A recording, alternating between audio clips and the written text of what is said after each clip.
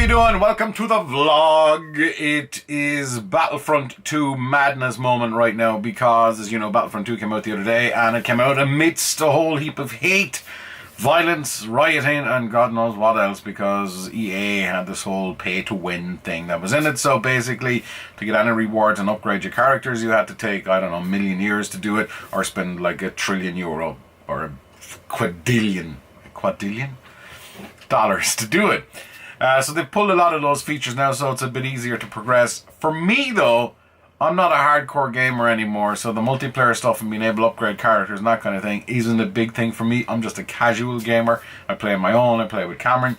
So we're going to take a look at the game. We're going to take a look at some of the different segments of the game. And before anyone freaks out, the PS4 records in 720p, not 1080. So if you're like, man, this video's in 1080p, what am I going to do? This is, and there's no kind of spoilers here. It's common knowledge that you play as a lot of characters in the campaign mode. So if you feast your eyes this way.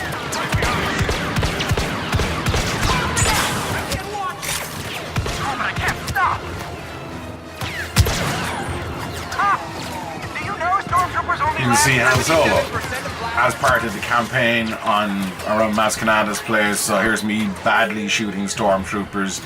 Controls responsive. Controls are very similar to what was there for the last Battlefront. They've changed a little bit and the weapons have changed a little bit. And I don't know, is it that easy to shoot guys as much as it was before? Or maybe that's just me.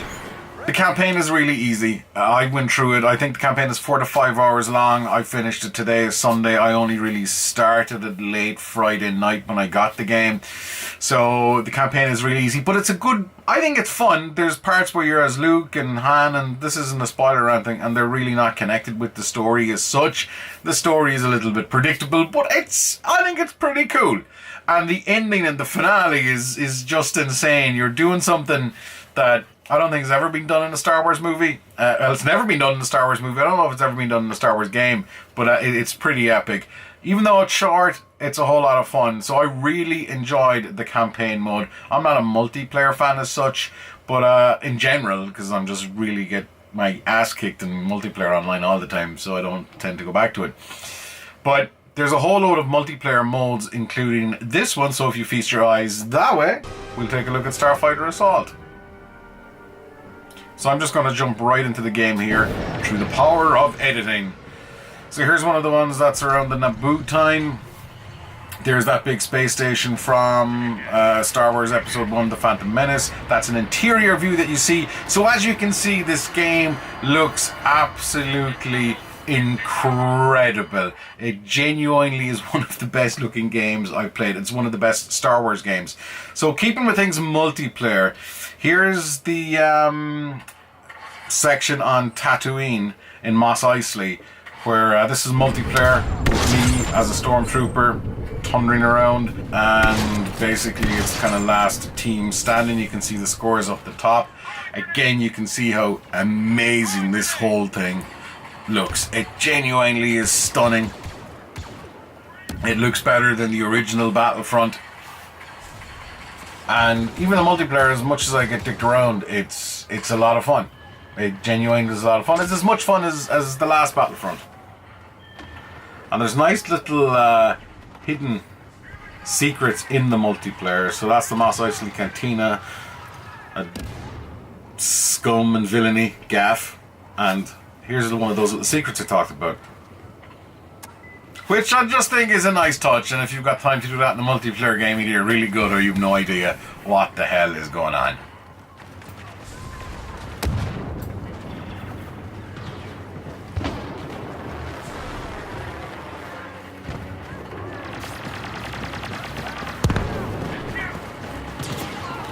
Heads down!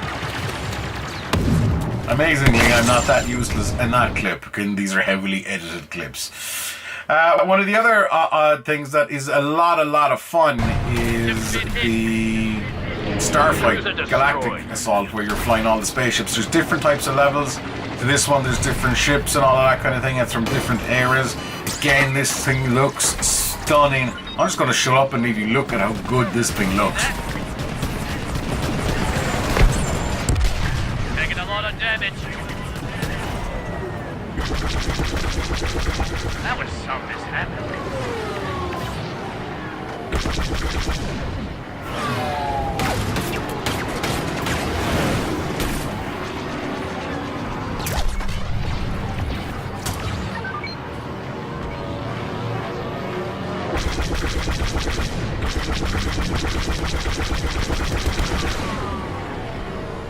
Yep, couldn't hit a barn door if it was right in front of me.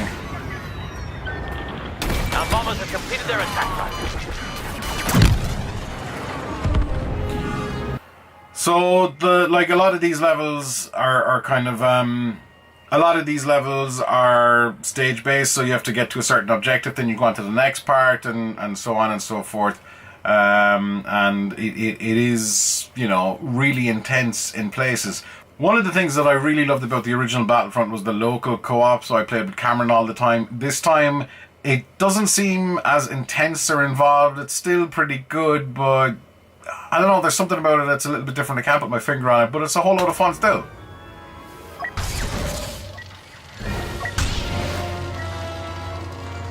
Only I can save you. I can handle myself. It's him. I'm ready.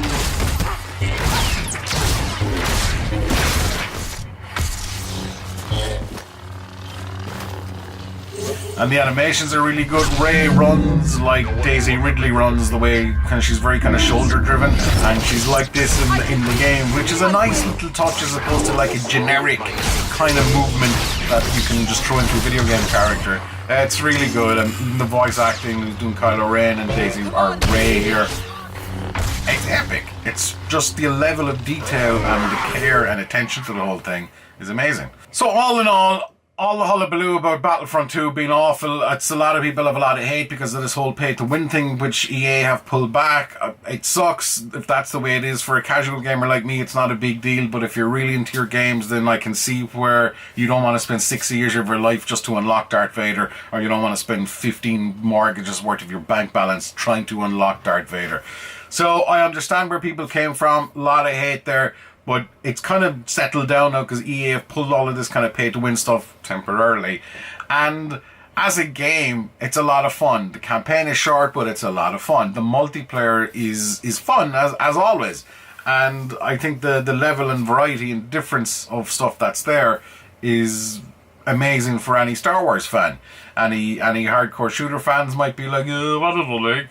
But generally, I had a blast, no pun intended, with Battlefront 2, and out of all the games on the PS4, the original Battlefront was a game that I kept going back to time and time again. Just pick up, have a quick blast and put it down. And myself and Cameron played it a lot, and I think with this we're going to do that because there's a lot of levels of progression and skill levels in the local co-op stuff where you get a bunch of levels.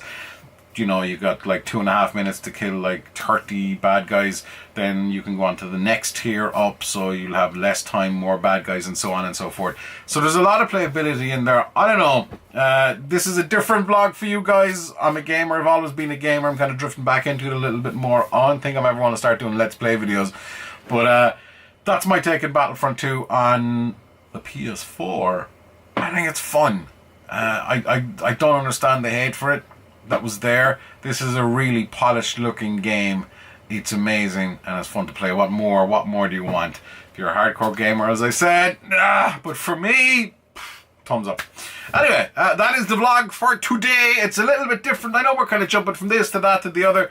Hopefully you guys get a kick out of this. If you do, hit that like button down below, and look, there's a subscribe button there. Yeah, hit that. So there's loads of cool stuff here. Anyway, that is it for today. If you subscribe, we'll see you in the next vlog, because I know you've subscribed. And until then, don't stop fighting for yourself.